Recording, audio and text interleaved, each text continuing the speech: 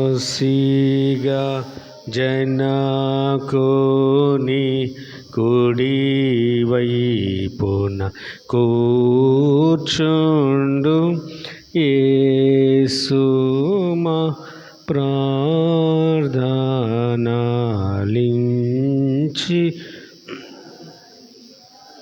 రించు పరిశుద్ధుడా ఓ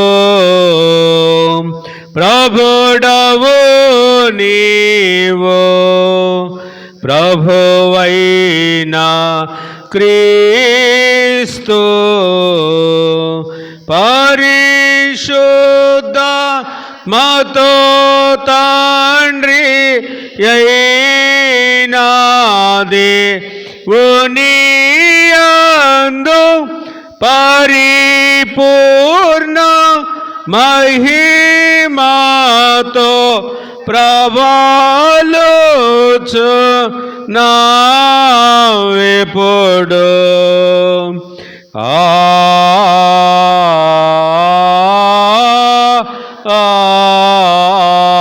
ఆమేన్. ప్రభువు మీతో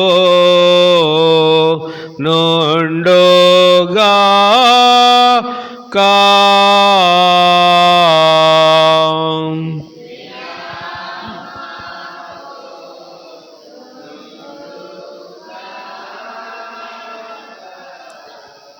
ప్రార్థింతము. సర్వశక్తిగల నిత్యుడైన దేవా, నీవు ఇహపరముల యందుండు సమస్తమును ఏలుచున్నావు. నీ జనులమైన మా మనవులను దయతో విని మా బ్రతుకు దినములంటి యందు నీ సమాధానమును మాకు దయచేయమని నీతోనూ పరిశుద్ధాత్మతోనూ సదాయక దేవుడవై యుగయుగములు జీవించుచు పరిపాలించుచు నుండు నీ కుమారుడును మా ప్రభువైన యేసు క్రీస్తు ద్వారా నిన్ను వేడుకొనుచున్నాము. ఆమేన్. దయచేసి కూర్చోండి. ఎపిఫానియా తరువాతి రెండవ ఆదివారం కొరకు ఏర్పాటు చేయబడిన లేఖన వాక్య భాగములు చదవగా విందాం. పాత నిబంధన వాక్య భాగముగా ప్రవక్త యెషయా ప్రవచన గ్రంథము 61వ అధ్యాయము 1 నుంచి 6 వచనాల వరకు ఉన్న లేఖన వాక్య భాగాన్ని పురుషుల్లో నుండి ఒకరు చదివి వినిపించండి. దాస్ ప్రకాష్ గారు చదివి వినిపిస్తారు.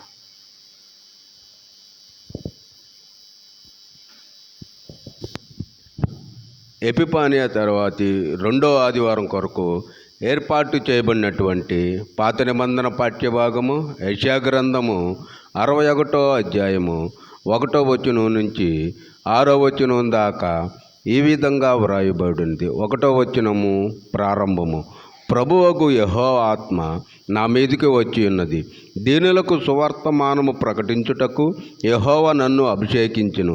నలిగిన హృదయం గల వారిని దృఢపరచుటకును, చెరలోనున్న వారికి విడుదలను, బంధింపబడిన వారికి విముక్తిని ప్రకటించుటకును, యెహోవా హితవత్సరము మన దేవుని ప్రతి దండన దినమును ప్రకటించుటకును, దుఃఖాక్రాంతులందరూ ఓదార్చుటకును, సీయోనులో దుఃఖించు వారికి ఉల్లాస వస్త్రములు ధరింపచేయుటకును, బూడిదకు ప్రతిగా పూదండను, దుఃఖమునకు ప్రతిగా ఆనంద తైలమును, భారాభరితమైన ఆత్మకు ప్రతిగా స్తుతి వస్త్రమును వారికిచ్చుటకును ఆయన నన్ను పంపియున్నాడు. యెహోవా తాను మహిమపరుచుకొనున్నట్లు నీతి అను మస్తక వృక్షములనియు యెహోవా నాటిన చెట్లని వారికి పేరు పెట్టబడును. చాలా కాలము నుండి పాడుగానున్న స్థలములను వారు కట్టుదురు, పూర్వమున పాడైన స్థలములను కట్టుదురు, పాడైన పట్టణములను నూతనముగా స్థాపింతురు, తరతరముల నుండి శిథిలమై ఉన్న పురములను బాగు చేయుదురు. అన్యులు నిలువబడి మీ మందలను మేపెదురు, పరదేశీయులు మీకు వ్యవసాయకులను, మీ ద్రాక్ష తోట కాపురును అగుదురు. మీరు యెహోవాకు యాజకులు అనబడుదురు. వారు మా దేవుని పరిచారకులని మనుషులు మిమ్మల్ని గురించి చెప్పుదురు. ఈ వాక్యము జనములు ఐశ్వర్యం మీరు అనుభవింతురు, వారి ప్రభావమును పొంది అతిశయింతురు. ఈ వాక్యము ఇంత పర్యంతము. పరిశుద్ధుడవగు దేవా, పావన శక్తుడ దేవా పావనామార్త్య దేవా మామను కనికారి పోమో. పత్రిక వాక్య భాగముగా అపోస్తులైన పౌలు కొరింథీయులకు రాసినటువంటి మొదటి పత్రిక 2వ అధ్యాయము 6వ వచనము నుండి 16వ వచనము వరకు స్త్రీలలో నుండి ఎవరైనా ఒకరు వచ్చి వినిపించండి.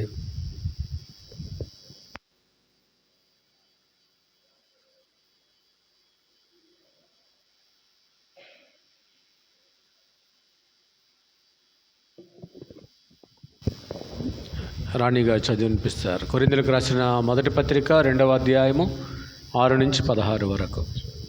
ఎపిఫానియా 2వ ఆదివారము కొరకు ఏర్పాటు చేయబడిన పత్రికా పాఠము. కొరింథీయులకు రాసిన మొదటి పత్రిక 2వ అధ్యాయము 6వ వచనము నుండి 16వ వచనము వరకు. పరిపూర్ణులైన వారి మధ్య జ్ఞానమును బోధించుచున్నాము. అది ఈ లోక జ్ఞానము కాదు, నిరార్థకులైపోవచ్చున్న ఈ లోకాధికారుల జ్ఞానమును కాదు, కానీ దేవుని జ్ఞానము మరణమైనట్టుగా బోధించుచున్నాము. ఈ జ్ఞానము మరుగై ఉండెను. జగత్తుత్పత్తికి ముందుగానే దీనిని దేవుడు మన మహిమ నిమిత్తము నియమించెను. అది లోకాధికారులలో ఎవనికిని తెలియదు. అది వారికి తెలిసి ఉండిన ఎడల మహిమాస్వరూపియగు ప్రభువును సిలువ వేయకపోయి ఇందును గూర్చి దేవుడు తన్ను ప్రేమించి వారి కొరకు ఏమి సిద్ధపరచెనో అవి కంటికి కనబడలేదు, చెవికి వినబడలేదు, మనిషి హృదయమునకు గోచరము కాలేదు అని వ్రాయబడి ఉన్నది.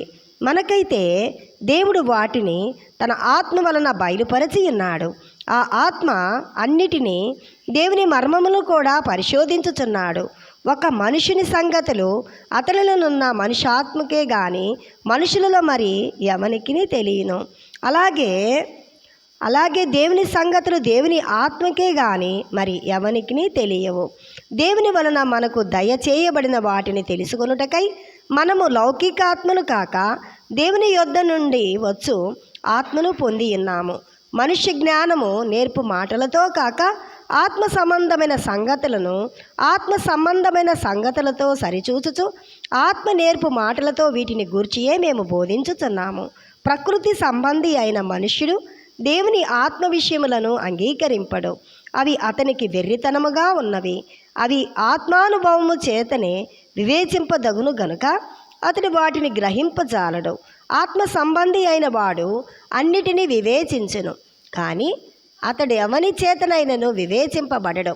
ప్రభువు మనసును ఎరిగి ఆయనకు బోధింపగలవాడెవడు? మనమైతే క్రీస్తు మనసు కలిగిన వారము. ఈ వాక్యం ఇంత పర్యంతము. హల్లెలూయా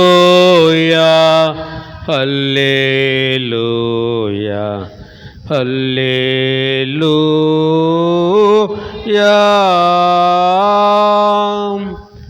సువార్త వాక్య భాగముగా పరిశుద్ధుడైన యోహాను రాసిన సువార్త మొదటి అధ్యాయము 43వ వచనము నుండి 51వ వచనము వరకు మరొకరు చదివి వినిపించండి. ఓ ప్రభువా నీకు మహిమ కలుగును గాక. ఎపిఫానియా 2వ ఆదివారం కొరకు ఏర్పాటు చేయబడిన సువార్త వాక్యము. పరిశుద్ధుడైన యోహాను రాసిన సువార్త 1వ అధ్యాయము 43 నుంచి 51వ వచనము వరకు. మరునాడు ఆయన గలిలయకు వెళ్ళగోరి ఫిలిప్పును కనుగొని నన్ను వెంబడించుమని అతనితో చెప్పెను. ఫిలిప్పు బెత్సయిదా వాడు, అనగా ఆంద్రేయ, పేతురు అను వారి పట్టణపు కాపరస్తుడు. ఫిలిప్పు నతానేలును కనుకొని ధర్మశాస్త్రములో మోషేయు ప్రవక్తలను ఎవరిని గూర్చి రాసిరో ఆయనను కనుగొంటిమి. ఆయన యోసేపు కుమారుడైన నజరేయుడగు యేసు అని అతనితో చెప్పెను.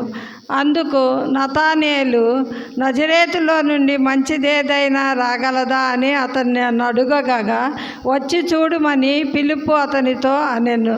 యేసు నతానియేలు తన యొద్దకు వచ్చుట చూచి, ఇదిగో ఇతడు నిజముగా ఇశ్రాయేలీయుడు, ఇతని యందు ఏ కపటమును లేదని అతని గూర్చి చెప్పెను.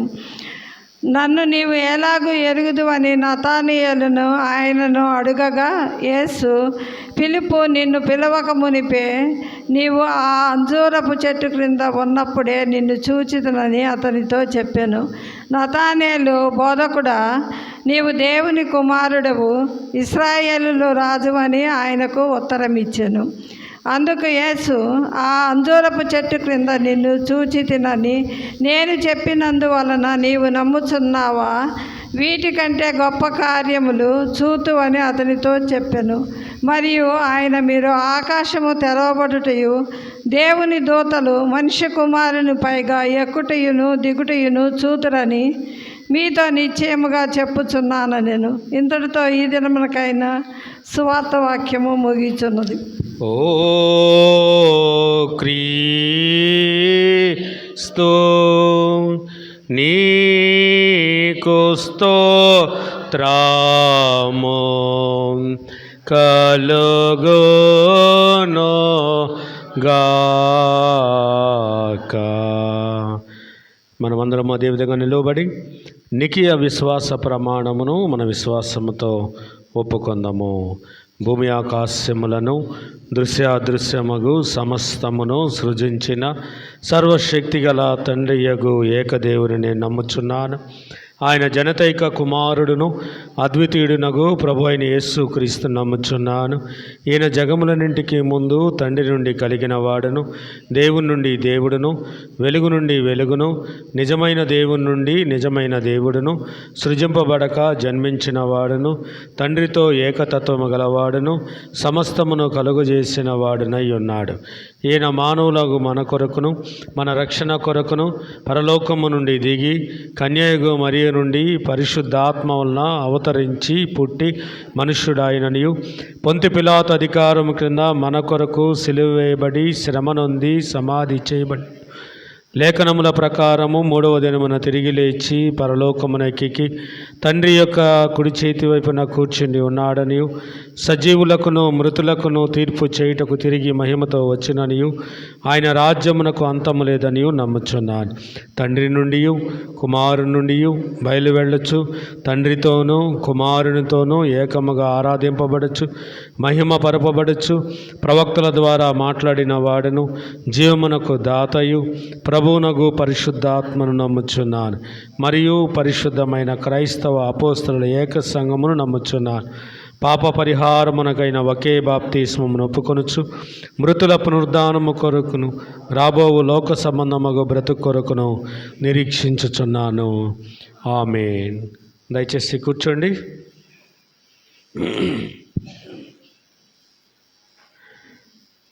దేవుని పరిశుద్ధ లేఖన వాక్య భాగమును ఈ దినమున మనకు అందించటానికి రెవరెండ్ టి శాంతారావయ్య గారు సిద్ధంగా ఉన్నారు. వారు వాక్యాన్ని మనకు అందించక పూర్వం అందరము కలిసి ఆంధ్ర క్రైస్తవ కీర్తనల పుస్తకము నుండి 144వ కీర్తన, పెద్ద కీర్తన